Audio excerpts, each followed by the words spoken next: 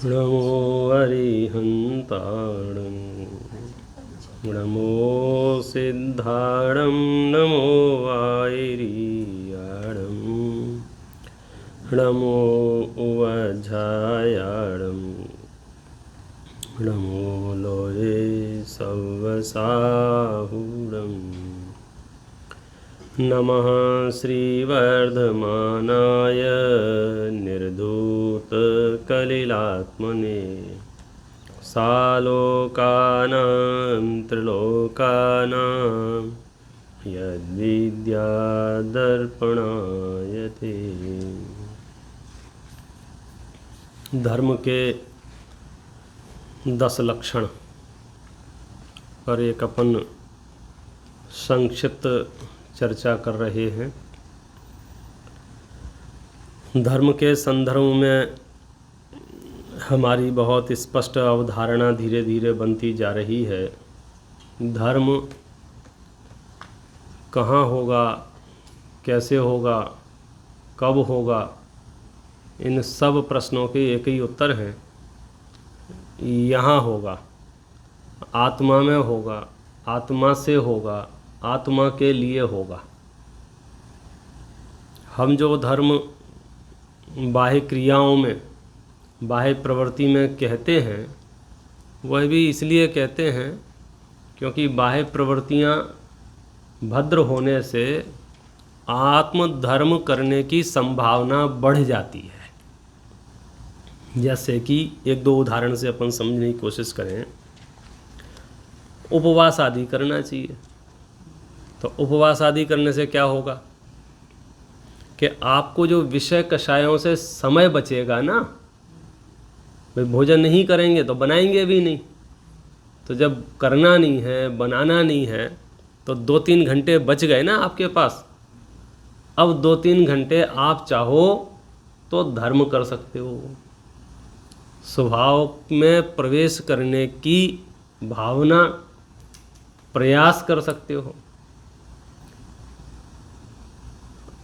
हमारी कहाँ गड़बड़ हो रही है कि हमारी गड़बड़ ये हो रही है कि हम मूल धर्म भूल करके धर्म के जो बाह्य साधन हैं उन्हीं को धर्म मान बैठे हैं। सीढ़ी क्यों लगाई थी? छत पे जाने के लिए। आपने कहा सीढ़ी बहुत बढ़िया है, सीढ़ी पे ही बैठे, तो सीढ़ी पे मत बैठो, छत पे चलो। तो ऐसे ही बाह्य क्रियाएं कभी कभी बहुत आकर्षक होती हैं, हमारा मन लगता है उसमें, मन रमता है। तो आचार्य कहते हैं कि ये बाह्य क्रियाएं तो हमने आपको विषय कषायों से बचाने के लिए हैं। ये जो रोड बनी रहती है, दोनों तरफ जो फेंसिंग की जाती है या डिवाइडर बनाए जाते हैं, उसका अर्थ क्या है कि सिर्फ आप गाड़ी इधर उधर ना जाए, आपकी सीधे चलती रहे।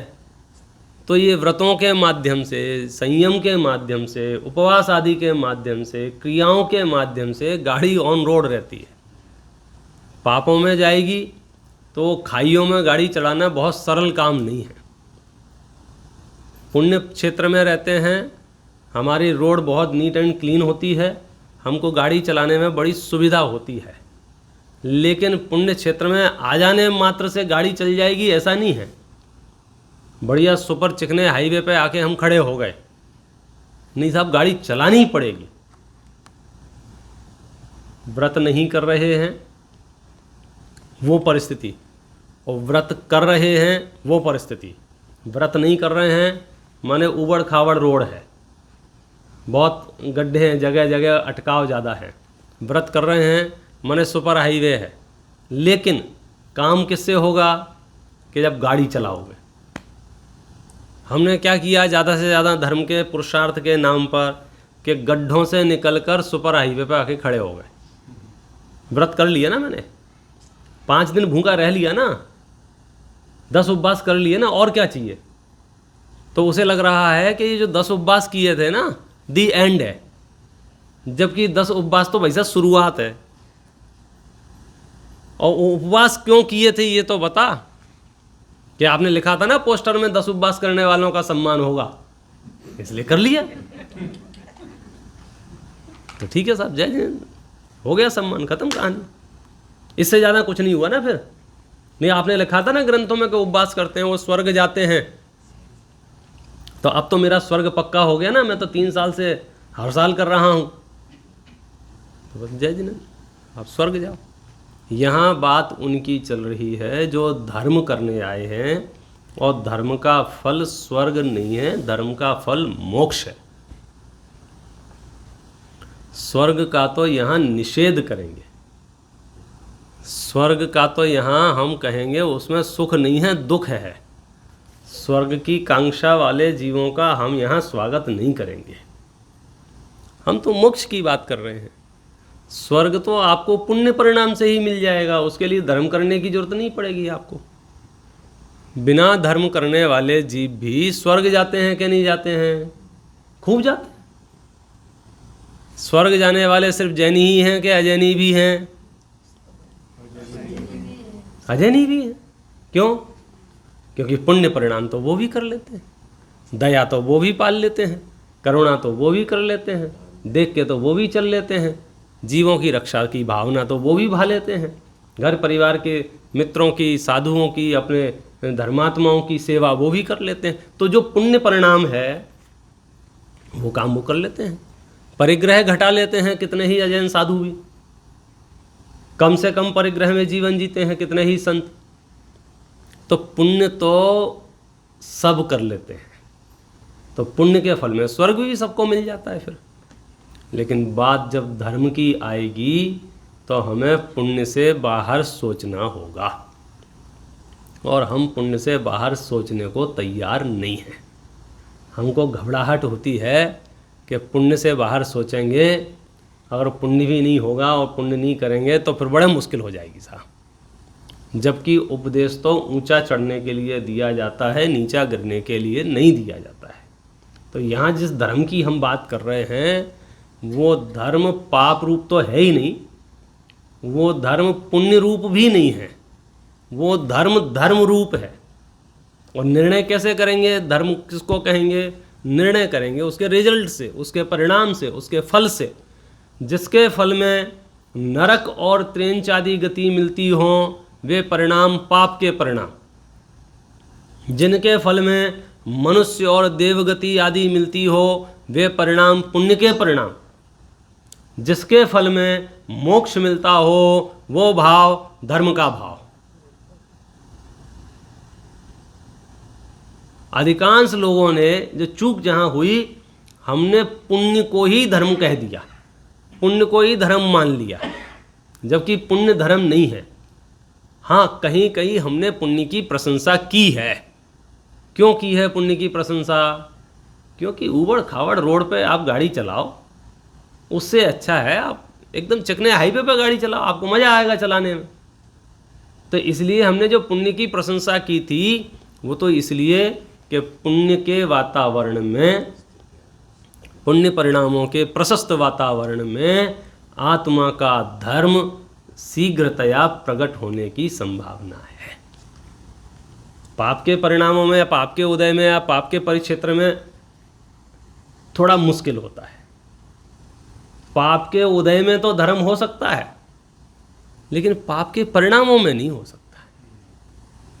उदय आपके पाप का हो, बहुत पाप का उदय हो, तीव्रतम वेदना हो शरीर में, तीव्रतम वेदना, आप सम्यक दर्शन कर सकते हैं। शास्त्रों में लिखा है नरक का नारकी भी नरक में लड़ते लड़ते सम्यक दर्शन कर लेता है।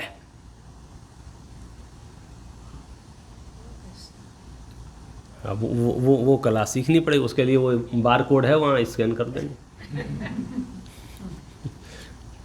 शास्त्राभ्यास में यही तो आचार्य बता रहे हैं ना कि वो क्या तरीका है, वो क्या विधि है। इतनी विषम परिस्थितियों में, नरक के मामले में तो सब सुन रखा है ना हमने, वहाँ की परिस्थितियाँ बहुत अच्छी नहीं हैं। बहुत अच्छी क्या, खराब ही खराब हैं। वहाँ की भूमि का स्पर्श भी इतना कष्ट देता है कि मानो हजारों बिच्छू काटने पर भी उतना कष्ट नहीं होता है। वहाँ इतनी ठंडी और इतनी गर्मी पड़ती है कि मेरू के समान पर्वत मतलब आकार का गोला हो लोहे का, वो गोला भी गल जाता है। 2, 5, 10 मिनट को भी ब्रेक नहीं है। ऐसा नहीं है सूर्यास्त हो गया युद्ध बंद हो गया कल लड़ेंगे, तो नॉन स्टॉप कसाई चालू है। मतलब इतने अभद्र वातावरण में भी जिनको अपना काम करना है वे अपना काम कर लेते हैं। एक क्वेश्चन पूछना था, पहले भी था मन में but let it go, but आपने आज फिर टच किया इसलिए मेरे को पूछना था। जैसे तीर्थंकर का जब जन्म होता है तो मोमेंटरली नरक के भी लोगों को एक खुशी मिलती है, राइट? और अभी भी आपने कहा कि नरक में भी समय दृष्टि हो सकता है, तो फिर समय दृष्टि की एंट्री क्यों बंद कर रखी है सब शरण जाने के लिए नरकी की? वाह, ये क्षेत्रगत समस्या है। अच्छा, ओके। मतलब ये लोकेशन जीपीएस में जो है ना ब्रिज नहीं मिल रहा है।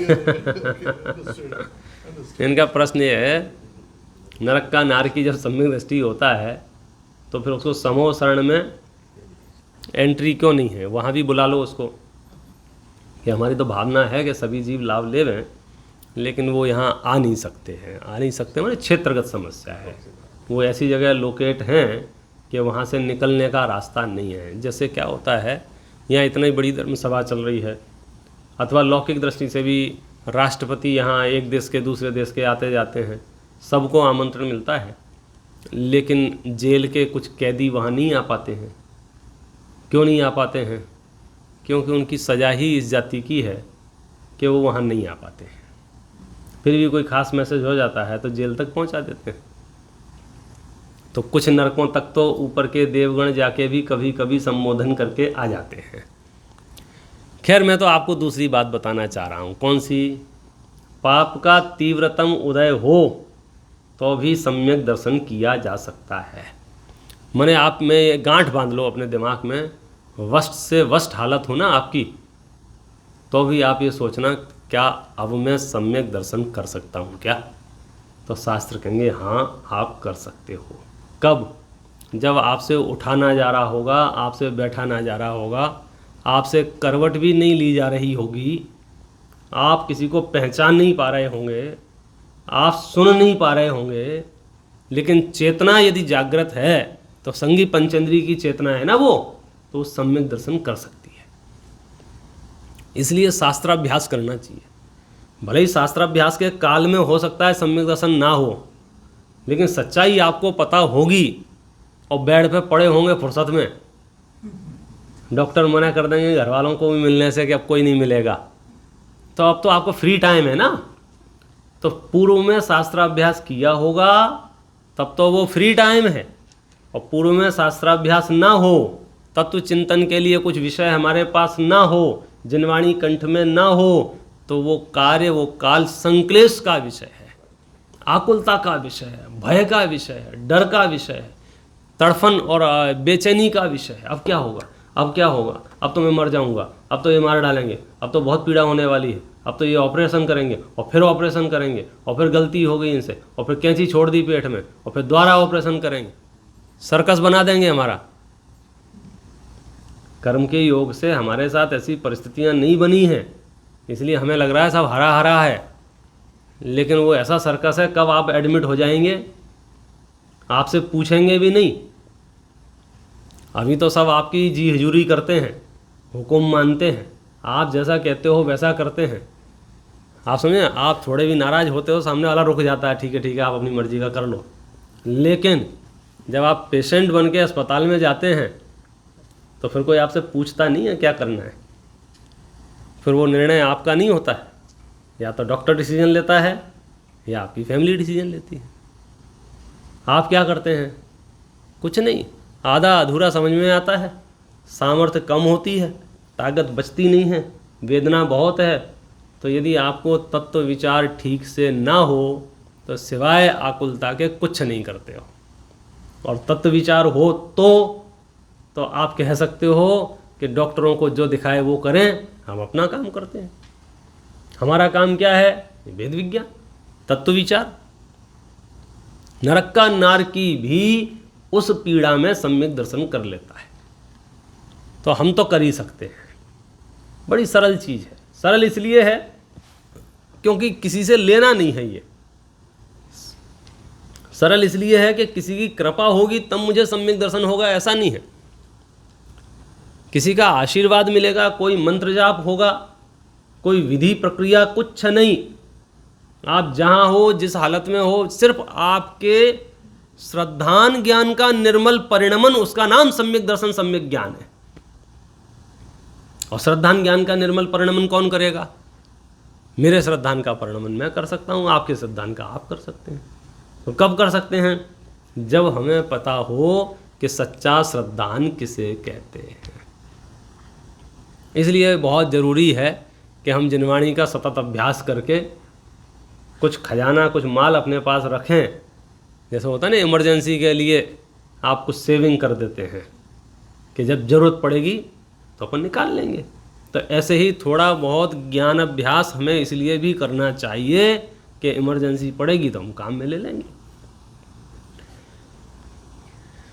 अब उसके रास्ते क्या क्या हैं? वापस आ जाओ।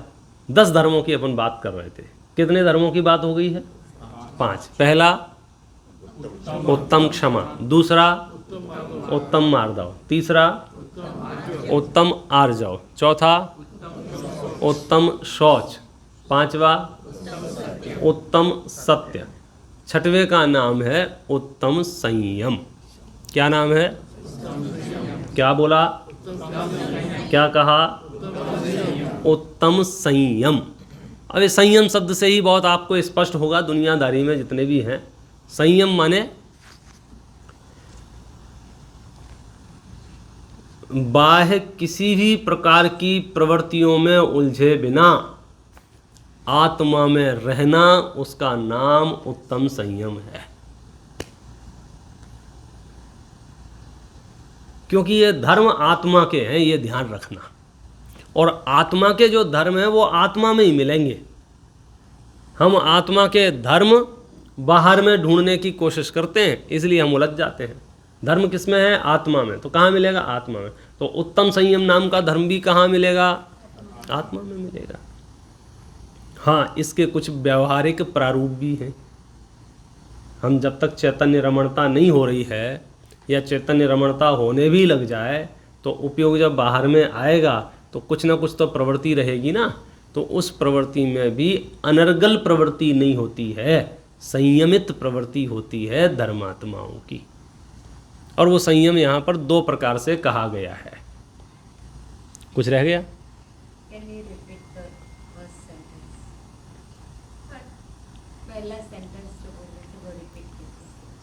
पहला सेंटेंस तो यही बोला था कि उत्तम संयम नाम का जो धर्म है वो आत्मा में होने वाला धर्म है। किसको कहते हैं उत्तम संयम? बाह्य प्रवृत्तियों को, किसी भी प्रकार की बाह्य प्रवृत्ति में उलझे बिना आत्मा में रहना, इसका नाम उत्तम संयम है। अब आत्मा में यदि ना रहा जाए तो बाहर भी जो प्रवृत्ति होती है वह भी बड़ी संयमित प्रवृत्ति होती है, उसका नाम व्यवहार संयम है। और संयम 2 प्रकार का है। एक का नाम प्राणी संयम है, एक का नाम इंद्रिय संयम है। पहले का नाम क्या है? दूसरे का नाम क्या है? इंद्रिय संयम।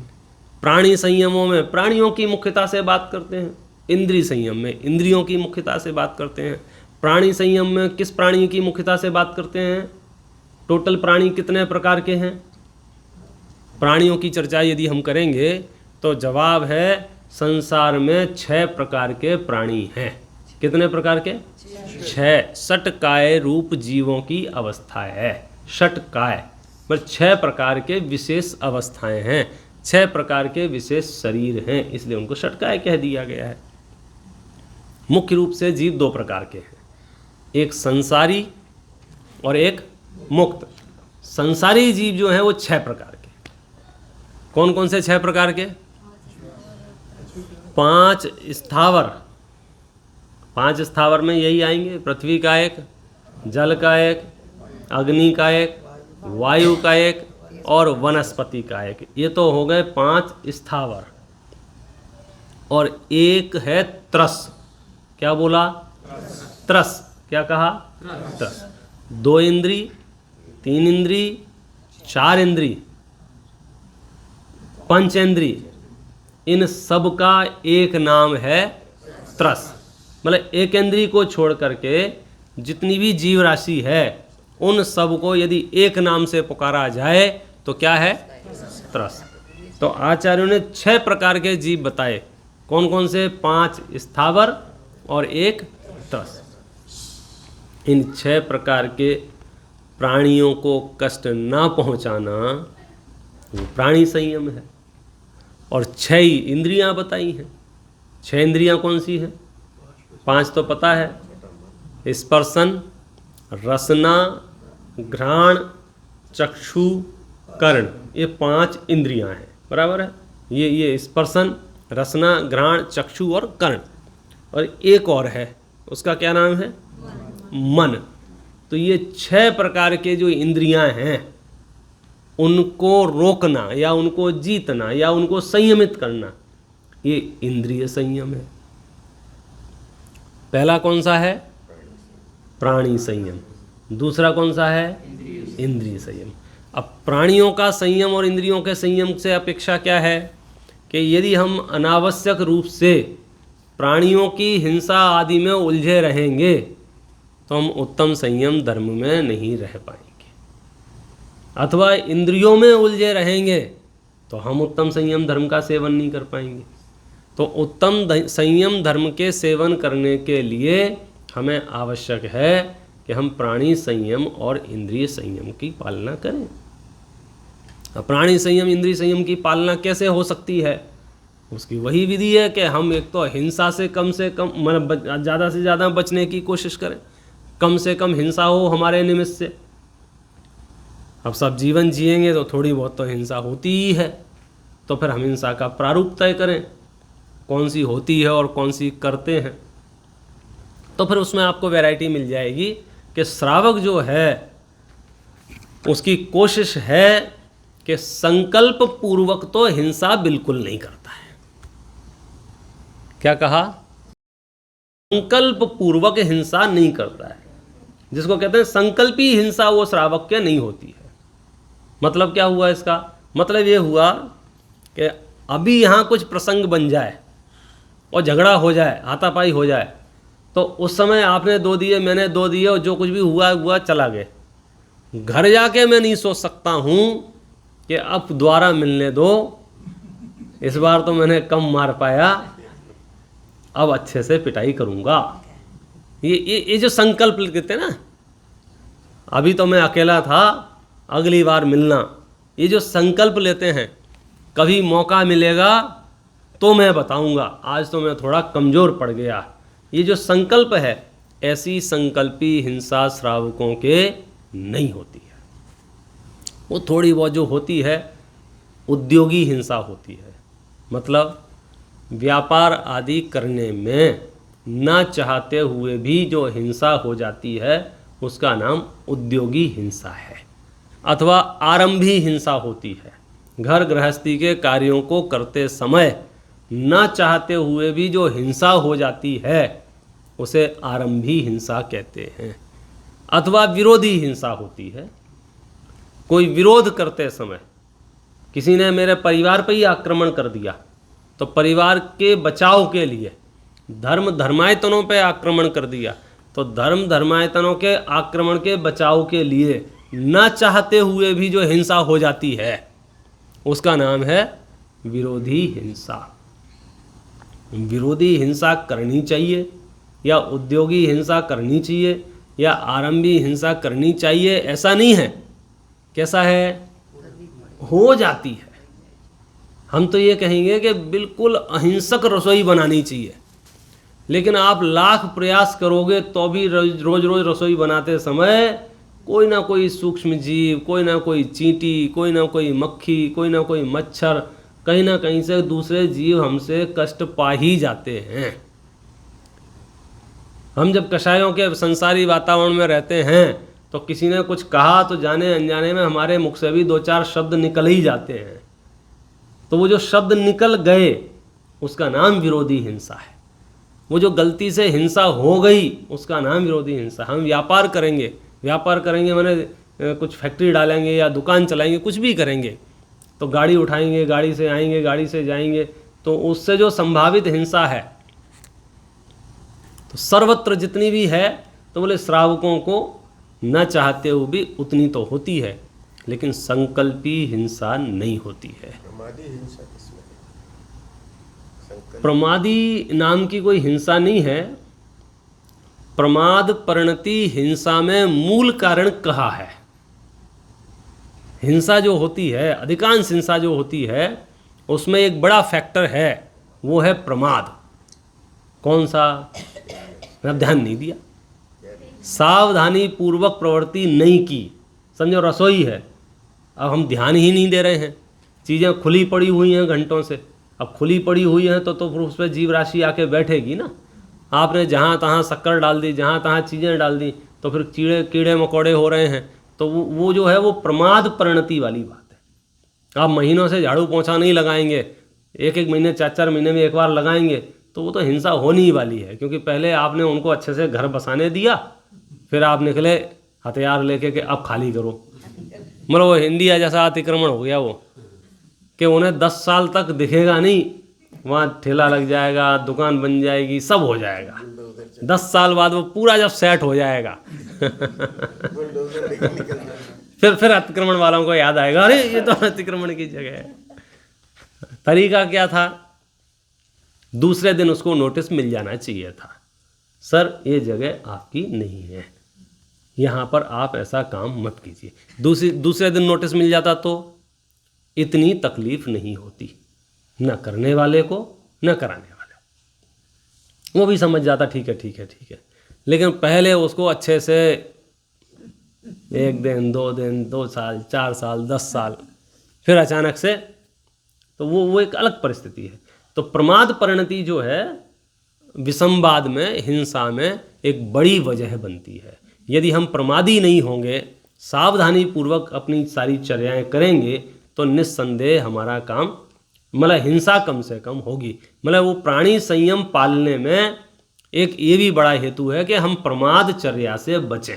और प्रमाद का मतलब सिर्फ उबासी लेना और आलस लेना नहीं है। प्रमाद के जो भेद किए हैं वो हैं 15 प्रकार के भेद। किसके? प्रमाद के। और 15 प्रकार के भेदों में लिखा है कौन कौन से हैं प्रमाद के भेद? 5 इंद्रियों के विषयों में प्रवृत्ति, माने आप भोजन किए जा रहे हैं तो बोले ये प्रमाद है। टीवी देखे जा रहे हैं, ये प्रमाद है। वे कथाएं सुने जा रहे हैं, ये प्रमाद है। 4 कषाय रूप परिणमन कर रहे हैं, ये प्रमाद है। 15 प्रमादों के नाम हैं 5 इंद्रिय विषयों में प्रवृत्ति, 4 कषाय, 4 विकथाएं और 1 स्नेह और 1 निद्रा। ये हैं टोटल 15 प्रमाद के भेद। स्नेह भी प्रमाद है। स्नेह भी प्रमाद है, क्योंकि उसमें हिंसा की संभावना है ना। हाँ, उनका सवाल है स्नेह माने राग, तो वो भी प्रमाद है। हाँ साहब, वो बड़ा भारी प्रमाद है। कितनी ही हिंसाएं तो स्नेह के कारण से ही होती हैं। कितनी क्या, लगभग अधिकांश सभी हिंसाओं में स्नेह भी एक बड़ा कारण रहता है। क्योंकि जिसे हम स्नेह करते हैं हम उसे अपने अनुसार परिणमना चाहते हैं, और जब उसका परिणमन अपने अनुसार नहीं होता है तो बदले में फिर क्रोध आता है, फिर हिंसा होती है, फिर वो सारी चीज़ें फिर वो। तो यदि हम प्राणी संयम पालना चाहते हैं, यदि हम इंद्रिय संयम पालना चाहते हैं, तो हमें उसके स्वरूप को समझ लेना चाहिए। तो हम तो संकल्पी हिंसा की बात कर रहे थे कि श्रावक को बाकी तो थोड़ी बहुत जो है मजबूरी में हो जाती है, संकल्पी हिंसा नहीं होती है। तो हम संकल्पी हिंसा का त्याग कैसे कर सकते हैं? तो उसके 2-3 तरीके हैं। पहला तरीका ये है, आचार्यों ने जन्म होते ही जब हमको पहली बार मंदिरों में ले जाया गया तो 8 मूल गुण दिलाए गए। वो 8 मूल गुण किस बात के थे? वो सच बात ये थी, वो थे संकल्पी हिंसा के त्याग के। क्यों? उसमें क्या था? उसमें मद्य, मांस, मधु और 5 उदंबर फलों का त्याग था। मतलब क्या हुआ कि मांस खाने का त्याग था उसके, मांस नहीं खाएगा। क्यों? मांस खाने का मतलब ही है संकल्पी हिंसा। घर से आप निकले कि मांस खाने जा रहा हूं, इसका मतलब आपने संकल्प किया ना, हिंसा करूंगा ही करूंगा। मद्य माने शराब। अब बहुत से लोगों को हो सकता है शराब में हिंसा सीधे सीधे समझ में ना आती हो, क्योंकि मांस में तो समझ में आ जाता है एनिमल प्रोडक्ट है और पशुओं से प्राप्त हुआ है। शराब तो यूं लगती है ना कि वो तो काय से बनी है, फ्रूट से बनी है, फलों से बनी है ना। देखो, सामग्री कितनी ही बढ़िया क्यों ना हो, यदि वह सड़ जाए, गल जाए, तो जीव राशि बहुत उत्पन्न हो जाती है।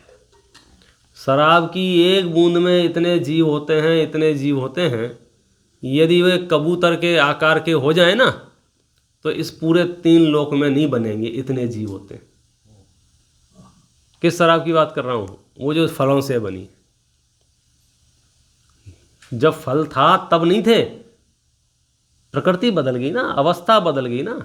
जब आपने रोटी बना के रखी है तब नहीं है, लेकिन अगर वो सड़ेगी तो उसमें कीड़े पड़ जाएंगे। जो गेहूं अभी फसल से आया है उसमें नहीं है, लेकिन वो गेहूं अगर रहा रहेगा और सही व्यवस्थित नहीं रहा, सर्दी गर्मी में बना रहा, तो उसके योग्य जीव राशि उसके अंदर ही उत्पन्न हो जाएगी। सम्मूर्छन भी नहीं, वो सॉरी बाहर से कुछ नहीं करना, सम्मूर्छन ही पैदा हो जाएंगे अंदर अंदर। तो शराब की स्थिति तो इतनी खराब है जिसकी आप कल्पना नहीं कर सकते हो। अनंतानंत त्रस जीवों का समूह उसमें विद्यमान है। और फिर जो दूसरे परेशानियां हैं वो तो उसके बोनस वाली हैं, विक्षिप्त हो जाता है, शुद्ध नहीं रहती है। लेकिन असली कारण तो ये है कि उसको हिंसा बहुत है। भाई बेसुध होगा तो ठीक है, 2 घंटे बाद शुद्ध में आ जाएगा। तो बेसुध होना हमारे लिए बड़ी परेशानी नहीं थी, लेकिन बेसुध होने से जो हिंसा होगी, कहाँ कहाँ हिंसा हो रही है? एक तो वस्तु ही हिंसक है, शराब में ही बहुत हिंसा है। दूसरी बात, आपने जो पी ली, अब पीने के बाद आप जो तांडव मचाओगे, वो हिंसा कितनी भयानक हो सकती है। कितने ही आंकड़े हैं ना, अब तो डेटा है ना अपने पास। शराब पी के अपने परिवार वालों को मार दिया, अपनी समाज वालों को मार दिया, इतने मनुष्यों को मार दिया, इतने जानवरों को मार दिया, एक्सीडेंट कर दिया। हाँ एक्सीडेंट कर दिया, पी ली और चला रहे हैं। तो ये जो अवस्था है, तो वो इसलिए अगर आप शराब का त्याग नहीं है, मतलब प्राणी संयम तो आप भूल जाओ। आप प्राणियों की रक्षा कर ही नहीं सकते हो। एक तो खुद ही खतरे में हो और दूसरे 100-200 को और खतरे में डालने वाले हो। और उसी क्रम में तीसरा और रखा, उसका नाम था मधु। मधु माने शहद, शहद, हनी।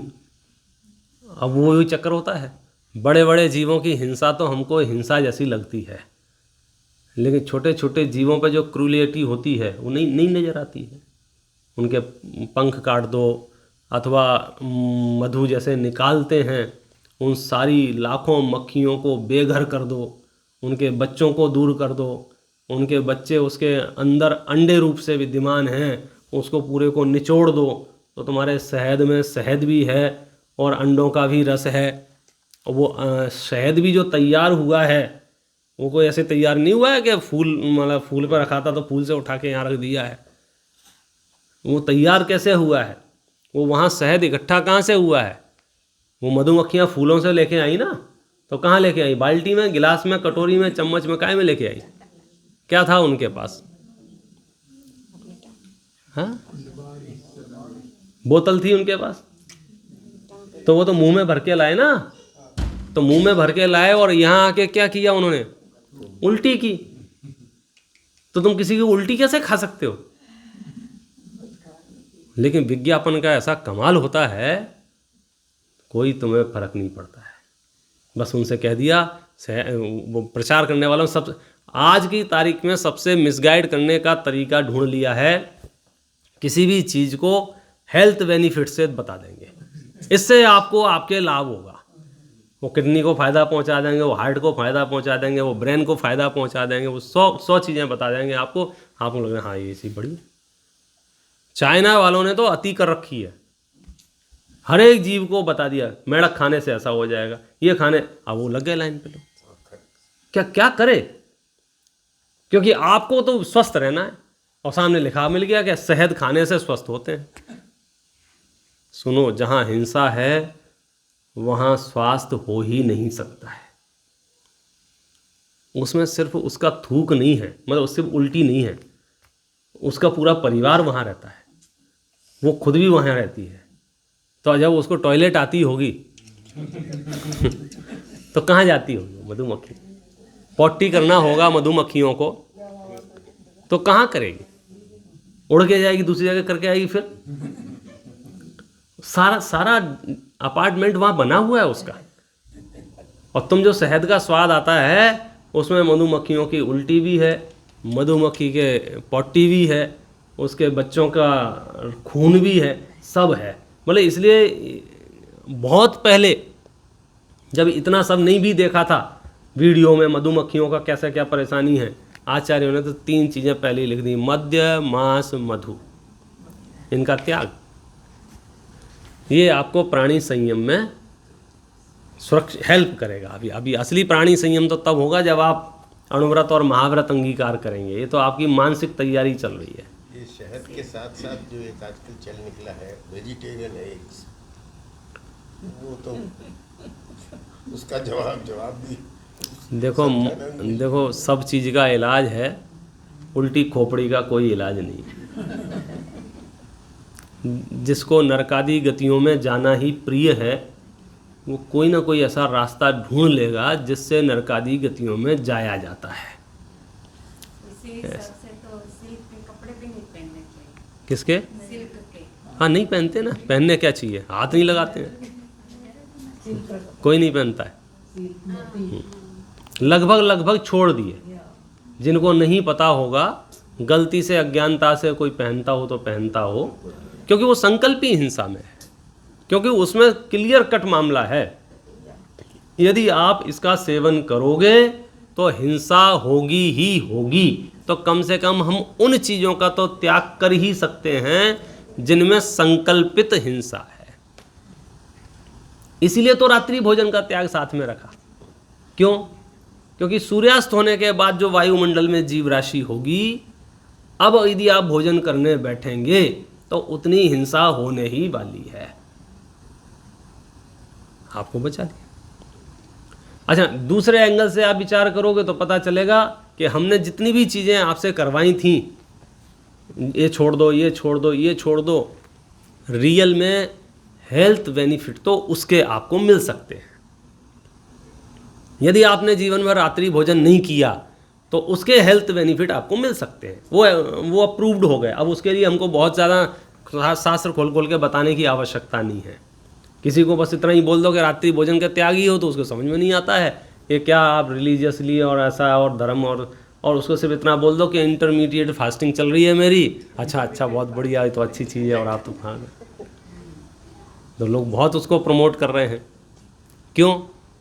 क्योंकि वहाँ हेल्थ से जोड़ दिया है। सुनो, हेल्थ के कारण से यदि आप धर्म करोगे आप धर्मात्मा नहीं कहलाओगे। आप तो जीव दया से, करुणा बुद्धि से, अहिंसक बनने के लिए यही काम करोगे तब जाके आप धर्मात्मा कहलाओगे। अन्यथा तो छोड़ने के लिए या कष्ट सहने के लिए तो लोग जाने क्या क्या नहीं करते हैं। फिर बहुत कष्ट सहते हैं, बहुत कष्ट सहते हैं और जीवन जीते हैं। यहाँ लोग हेल्थ रीजन से वेजिटेरियन बन रहे हैं। देखो, कारण है और स्वाभाविक है। हमारे यहाँ तो वो वाक्य चलता था, कौन सा, जैसा खाए अन्न और वैसा होए मन। जैसा खाएंगे वैसी बुद्धि होगी। अहिंसक भोजन तो आपको हमेशा स्वस्थ रखने ही वाला है। क्योंकि उसमें तो बहुत बहुत दुर्भावनाएं और क्या क्या नहीं कहें, अलग टाइप की क्रूरता है उसकी, तो अपन चर्चा भी क्या करें मांसाहार आदि की। लेकिन संसार इतना भयानक है कि वो आपको कंफ्यूज करेंगे। जैसे अभी इन्होंने कहा ना चंद्र अंकल ने कि अब वो एक नया वो ले आए, कौन सा, एगेटेरियन, कि अभी तक तो वेजिटेरियन थे, वो नया निकला है कि हम मांसाहार में दूसरा मांस नहीं खाते हैं, सिर्फ अंडा खाते हैं। अब बोले अंडे में तो कोई दिक्कत नहीं है, बोले पहले तो थोड़ी बहुत दिक्कत थी भी बोलते हैं, और बोले ऐसे भी अंडे बनाए जा रहे हैं जो फर्टिलाइज नहीं होते हैं। देखो जब मनुष्य की बुद्धि भ्रष्ट होगी तभी जाके छठा काल आएगा, नहीं तो उल्टा चौथा आ जाएगा। अभी पांचवा चल रहा है ना। यदि ये मनुष्य ऊट पटांग हरकतें नहीं करेगा तो इसकी गिरावट कैसे होगी। हमको लग रहा है ये ऐसा क्यों हो रहा है, ऐसा क्यों हो रहा है कि सुनो, सरल भाषा में बोलता हूँ, बाढ़ आ चुकी है। क्या कहा? बाढ़ आ चुकी है, दुनिया इससे बचने वाली नहीं है। तुम्हें अपनी जान प्यारी हो तो हम तुम्हें हाथ पकड़ा रहे हैं और हमारे साथ चलो। क्योंकि अब आप सोचो बड़ा कोई बांध बन जाए और पूरी दुनिया ऐसा हो जाए, नहीं, पूरी दुनिया तो छठे काल की तरफ दौड़ रही है। और वहाँ तो शास्त्र ये कह रहे हैं कि मनुष्य मनुष्य को खाएगा एक दिन। ये स्थिति बन जाएगी परिणामों की क्रूरता की। तो कौन क्या होगा, कैसे होगा, वो तो देश काल परिस्थिति वाली बात होगी। हम उससे सुरक्षित रह सकते हैं किस माध्यम से?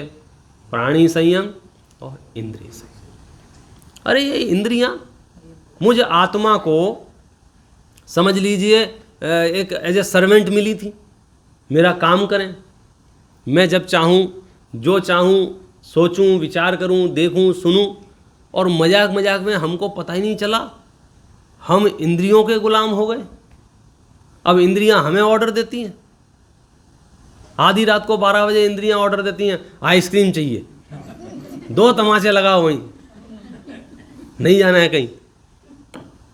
हम इंद्रियों की चाकरी करने लग गए, हमको पता ही नहीं चला। एडिक्शन इसी का नाम है। शुरुआत में जो जुआ खेलते हैं तो उन्हें 10-20 रुपए जीत जाते हैं, तो उन्हें क्या लगता है कि इससे बढ़िया और क्या हो सकता है। सारा काम धाम छोड़ के पूरी दुनिया लुटाए बैठे लोग भी हैं कि नहीं हैं इस दुनिया में। तो ऐसे ही व्यसनों की ऐसी ही कोई वृत्ति है। इसलिए हमारे यहाँ तो बचपन से ही इंद्रिय संयम और प्राणी संयम की ट्रेनिंग है। और ये जब संयम की बात जब आती है, नियमों की बात जब आती है, प्रतिज्ञाओं की जब बात आती है, तो ज़रूर सुनने में हमें ऐसा लगता है कि हम प्रतिज्ञाएं ले लेंगे तो बंधन में पड़ जाएंगे, बाउंडेशन हो जाता है ना। प्रतिज्ञा माने क्या होता है? बंध जाएंगे। लेकिन सच्चाई यह है, यदि हम प्रतिज्ञाएं ले लेंगे तो बंध नहीं जाएंगे, बच जाएंगे। अब वो फीलिंग वाली बात है ना, जैसे बाहर गोलीबारी चल रही हो, बहुत ज़्यादा फायरिंग हो जाए, अचानक से शूटिंग होने लग जाए, और हम आपको उठा के एक बुलेट प्रूफ कार में बंद कर देवें और अंदर से लॉक कर लेवें और बाहर ना निकलने देवें। बोलो, हमने आपको बांध रखा है या हमने आपको बचा रखा है? अब कोई कोई हो सकता है मूर्ख हड़बड़ा जाए, नहीं नहीं नहीं नहीं मुझे नहीं रहना है, इतनी देर हो गई और आधा घंटा हो गया और ऐसा है ना वैसा है, मैं नहीं रह सकता इतनी सी कार में, ऐसा है ना वैसा, और गेट खोल के ज़बरदस्ती भाग जाए, क्या होगा? निपट जाएगा। तो आचार्यों ने तो ये जो प्राणी संयम, इंद्रिय संयम की गिफ्ट आपको दी है, वो आपको पापों से सुरक्षित रखने के लिए दी है। वो आप उसमें बाउंडेशन फील क्यों कर रहे हैं? आप उसमें सेफ फील क्यों नहीं कर रहे हैं? यदि मेरे पास 10-20 प्रतिज्ञाएं हैं, इट मीन्स मैं उस क्षेत्र के उन पापों से सुरक्षित हूं, तो मैं तो सेफ जोन में हूं ना। समझो, मैंने रात्रि भोजन का त्याग कर रखा है, तो अब मैं फंस गया हूं कि मैं बच गया हूं? अब मैं दुनिया के किसी भी कोने में रहूं, रात्रि भोजन से होने वाली जो हिंसा थी वो मेरे जीवन में नहीं होगी। तो आचार्यों ने तो प्रतिज्ञाएं देके मेरे जीवन को सुरक्षित कर लिया है, सेफ कर लिया है। मैंने यदि पापों का त्याग कर रखा है तो मैं कहीं भी रहूं दुनिया में, और उस दुनिया में कितने ही घोर पाप क्यों ना होते हों, मैं उस पापों से सुरक्षित रहूंगा कि नहीं रहूंगा? बोलो। हवाई जहाज में 500 आदमी पी रहे हों, बैठे हों, और 500 में से 499 शराब पी रहे हों, तो भी मेरा जीवन सुरक्षित है कि नहीं है? तो बोलो, प्रतिज्ञाओं ने मुझे फंसा दिया था कि प्रतिज्ञाओं ने मुझे बचा लिया है? लेकिन तुम मार्केटिंग उल्टी सीधी कर रहे हो। सोच समझ के प्रतिज्ञा लेना, प्रतिज्ञा लोगे तो फंस जाओगे। अरे फंस नहीं जाओगे, प्रतिज्ञा लोगे तो बच जाओगे। भाषा तो सही बोलो कम से कम, वाले क्या करें। छोटे छोटे बच्चों को प्रतिज्ञा नहीं दिलवाते हैं। ऐसा लगता है अभी प्रतिज्ञा ले लेगा, फिर पता नहीं क्या होगा, बड़े होके क्या होगा, बड़े होके क्या होगा। अरे भाई साहब, जितनी ज़्यादा प्रतिज्ञाएं रहेंगी उतनी ज़्यादा सुरक्षित रहेगा। लोग इसके दोस्त नहीं बनेंगे। अरे मूर्ख दोस्त नहीं बनेंगे। अगर शराब नहीं पीता होगा तो शराबी दोस्त नहीं बनेंगे, मांस नहीं खाता होगा तो मांसाहारी दोस्त नहीं होंगे, और क्या होगा? सब अकेला रहेगा तो अच्छा है ना, कुसंग से असंग अच्छा। लेकिन कई लोगों को हड़बड़ी छूटती है, तो मूर्खों की संगति भी, अकेले नहीं रहना है बस, ऐसा नहीं है भैया। तो इसलिए संयम वाला जो पार्ट है, इसके मामले में यदि हमारी खुद की कोई गलत फहमी हो तो हमें बाहर निकाल देना चाहिए। यदि हम संयम रूप जीवन जीते हैं तो समझ लीजिए हम अपनी गाड़ी सुरक्षित चला रहे हैं। और ये प्रतिज्ञाएं हमको संसार में सुरक्षित रखती हैं। मुनराज कितने सुरक्षित हैं मालूम? कितने सुरक्षित हैं? इतना सा भी पाप नहीं होता है मुनराज से। क्यों? क्योंकि उनके पास इतनी प्रतिज्ञाएं होती हैं, चलने की अलग, खाने की अलग, बैठने की अलग, उठने की अलग, लेटने की अलग, बोलने की अलग, हर चीज़ पे एक प्रतिज्ञा है। बोलोगे तो ऐसा बोलोगे, सोचोगे तो ऐसा सोचोगे, चलोगे तो ऐसे चलोगे, लोगों से मिलोगे तो ऐसे मिलोगे। एक एक चीज़ की प्रतिज्ञा है शास्त्रों में। किसके लिए? साधुओं के लिए। आप इमरजेंसी में जा रहे हैं, साधुओं को आप नोट दे आओ, तो साधु उस नोटों को लेगा कि नहीं लेगा? प्रतिज्ञा है। प्रतिज्ञा है तो सुरक्षित है, प्रतिज्ञा नहीं है तो सुरक्षित नहीं। इसलिए हमें और आप सबको मानसिक रूप से प्रतिज्ञाओं से घबराना नहीं चाहिए। प्रतिज्ञाएं तो उत्साहपूर्वक अंगीकार करनी चाहिए, और उन्हें जब हम पालेंगे नियमित रूप से तो पलने लग जाती हैं, बड़ा सहज हो जाता है। जो चीज़ें आपको बहुत आफत और बहुत कठिन लग रही हैं, पता चलता है कि वो चीज़ तो बहुत सरल थी। बहुतों को रात्रि भोजन का त्याग बड़ा कठिन लगता है, जबकि सच्चाई ऐसी नहीं है, बड़ा सरल है। अरे भाई साहब, हम तो मनुष्य हैं, जितने भी चिड़िए, कौए, पक्षी, उड़ने वाले जितने भी हैं, ये सब रात्रि भोजन त्यागी होते हैं। सूर्यास्त के बाद अपने अपने घोंसले में जाके शांति से बैठ जाते हैं। सुबह होगी तो उड़ेंगे, फिर खाएंगे पिएंगे। उनके पास तो ना फ्रिज है, ना स्टोरेज है, ना कल खाने की उनको मतलब बहुत तकलीफ है, मिलेगा नहीं मिलेगा क्या पता क्या है। यहाँ तो भंडार भरा है, पता है कि सुबह तक कहीं जाने वाला नहीं है, घर में ही है, सुबह खा लेना। तो हम तो बहुत सुविधाजनक परिस्थिति में हैं, बस अपने मन को जीतना पड़ेगा। और यदि हम छोटी छोटी प्रतिज्ञाएं नहीं कर पाएंगे तो संलेखना, समाधि मरण वाली चीज़ फिर हमको भारी लगेगी, फिर हमको शरीर छोड़ना बहुत भारी लगेगा। क्यों? कि हमसे तो कभी चवन्नी नहीं छूटी है और अब शरीर छूट रहा है। इसलिए तो हमारे यहाँ बच्चों, हमारा पूरा दर्शन ही भाई साहब त्याग मूलक दर्शन है। पूरे विश्व में जो धर्म दर्शन चलते हैं वो ग्रहण मूलक है। ग्रहण मूलक माने वे घर से निकलेंगे तो मंदिर से कुछ ना कुछ ग्रहण करने निकलते हैं कि वहाँ कुछ मिलेगा, वहाँ कुछ मिलेगा, वहाँ कुछ मिलेगा। हम घर से निकलते हैं तो त्याग करने निकलते हैं, छोड़ के आएंगे, छोड़ के आएंगे। कुछ समझ में नहीं आएगा तो घर से एक मुट्ठी चावल उठाएंगे और भगवान के सामने छोड़े आएंगे लोग। हर चीज़ प्रसाद नहीं मिलता है हमारे यहाँ, नहीं मिलता है। हम तो घर से प्रसाद लाते हैं, भगवान को दे आते हैं लोगों को। छोटे छोटे बच्चों को भी मार डालते हैं कि उनके हाथ में कुछ रुपया पकड़ा दे, मैं गुल्लक में डाल देना। क्यों? ये वृत्ति क्यों डेवलप कर रहे हैं? क्योंकि वो कमाए हुए धन पे कुंडली मार के नहीं बैठ जाए, क्योंकि वो आसक्ति उसको बहुत तकलीफ पहुंचाएगी। क्योंकि धन का आना आप नहीं रोक सकते हैं, तो धन का जाना भी आप नहीं रोक सकते हैं। वो तो आएगा, पुण्य का उदय होगा तो। वो तो जाएगा, आपके हिस्से में नहीं होगा तो आप रोक के बता दो, सारी बुद्धिमानी धरी रह जाती है। जिनके पास हवाई जहाज चलाने की बुद्धि थी ना, पासपोर्ट तक नहीं बचते उनके पास। ये तो सच्चाई हम देख ही रहे हैं ना। क्या हुआ, जब धन आ रहा था तब तो माइक लगा के बोल रहे थे मैंने कमाया और मेरी बुद्धि से आया। अब गायब हो गया, वो किसकी बुद्धि से हो गया? हाँ, वो हिंडनबर्ग की जो रिपोर्ट आई ना, उसने कर दिया। मैंने क्या किया? अरे वाह। मतलब फिर वो जब नुकसान में जाता है तो किसी और के माथे मर देता है कि इनकी वजह से गया, और जब फायदे में जाता है तो फिर क्या कहता है, मेरे आइडिया से आया है। सच्चाई ये है, पुण्य का उदय होता है तो आता है, पाप का उदय होता है तो जाता है। हम क्या करें कि हम तो संयमित जीवन जीने की कोशिश करें, हम तो त्याग मूलक जीवन जीने की कोशिश करें। छोड़ने की वृत्ति हमारे हाथों में होना चाहिए, ग्रहण वाले काम हमारा नहीं है। इसलिए ये जो उत्तम संयम धर्म है, इसका व्यवहारिक स्वरूप भी बहुत प्रैक्टिकल है, हमको बहुत सुरक्षित रखता है, सेफ मोड पर रखता है, धार्मिक वातावरण प्रदान करता है, और इसका जो निश्चय पक्ष है वह तो सर्वोत्कृष्ट है ही कि आत्मा में संयमित हो जाना ही उत्तम संयम धर्म है। क्योंकि ये धर्म आत्मा का है, आत्मा में प्रकट होता है। तो आत्मा में जो शुद्धता प्रकट हुई है, आत्मा में जो वीतरागता प्रकट हुई है, उस वीतरागता का नाम धर्म है।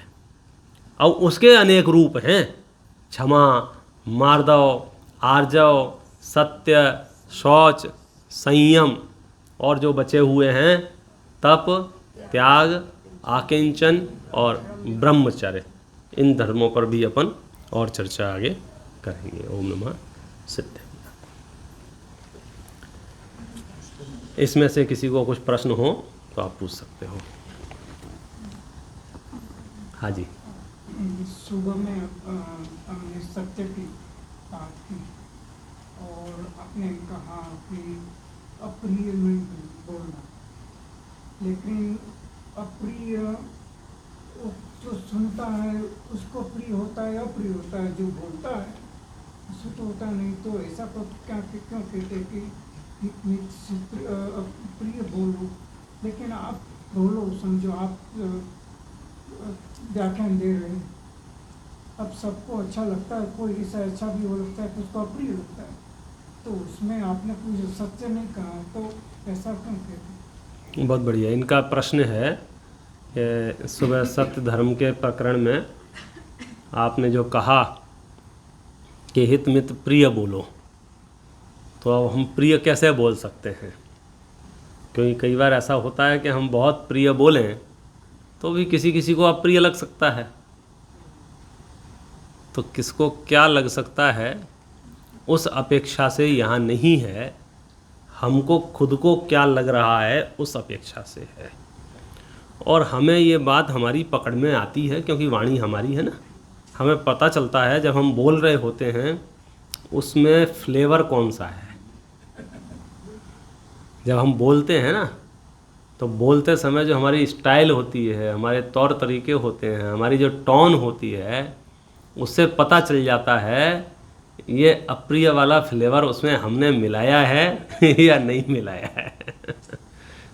नहीं पता चलता है ऐसा नहीं है। हाँ, कई बार एक्सीडेंटली ऐसा हो सकता है कि आप प्रिय बोलें और उसके बाद भी आपके अपयश प्रकृति का उदय हो तो सामने वाला उसको गलत डायरेक्शन में ले सकता है, अलग अर्थ निकाल सकता है उसको, तो वो फिर उसकी समस्या है।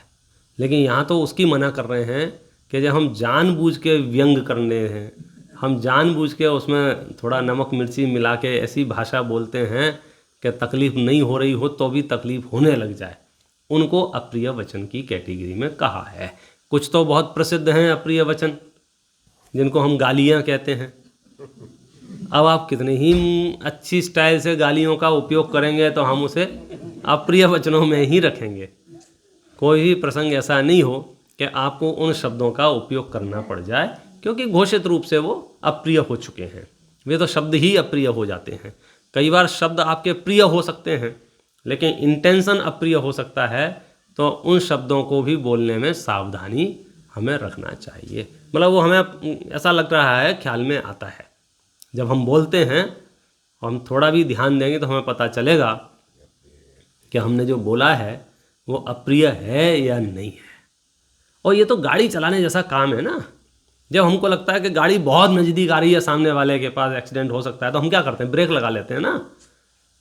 तो सावधानी ये है कि बोलते बोलते लगे कि नहीं इसको अप्रिय लग रहा है तो हम ब्रेक लगा सकते हैं ना। नहीं नहीं हम तो प्रिय बोले, हम तो नीतिकारों ने यहाँ तक कहा है सत्यम ब्रूयात प्रियम ब्रूयात न ब्रूयात सत्यम प्रियम। मतलब सत्य बोलो, प्रिय बोलो, लेकिन ऐसा सत्य मत बोलो जो अप्रिय हो। कहने का मतलब ये है जो हम सामान्यपने लोगों के गुण दोष देखने में जो बोलते हैं ना, उसमें प्रिय अप्रियता का प्रसंग आता है। जब आप मोक्ष मार्ग का निरूपण करते हैं वहाँ प्रिय अप्रिय का प्रसंग नहीं आता है। तीर्थंकर की वाणी खिरी और उन्होंने वस्तु स्वरूप का निरूपण किया। उन्होंने सच्चे देवसा गुरु की परिभाषा बताई, उन्होंने 7 तत्वों का बताया, 6 द्रव्यों का बताया, उन्होंने बता दिया, 3 मूर्ताओं का बता दिया, अनायतन का बता दिया, सब बता दिया उन्होंने। तो वहाँ उनका इंटेंशन द्वेष रूप नहीं है। जैसे जब हम कहते हैं ना कि आपको इस धर्म का सेवन करना चाहिए, तो यहाँ हमें किसी दूसरे धर्म से द्वेष नहीं है, लेकिन मेरा प्रयोजन सिद्ध नहीं होता है, इसलिए मैं इस धर्म का निरूपण कर रहा हूँ। द्वेष होना अलग बात है, कषाय होना अलग बात है। मुझे किसी अन्य धर्म से अप्रीति नहीं है, मुझे किसी अन्य धर्म से ग्लानि घृणा कुछ नहीं है। बस फिर आप निरूपण क्यों नहीं करते हो? क्योंकि मेरा प्रयोजन वैसा नहीं है। मेरा प्रयोजन मोक्ष है, तो मोक्ष जिससे मिलता होगा उस धर्म का निरूपण हम यहाँ करना चाहेंगे।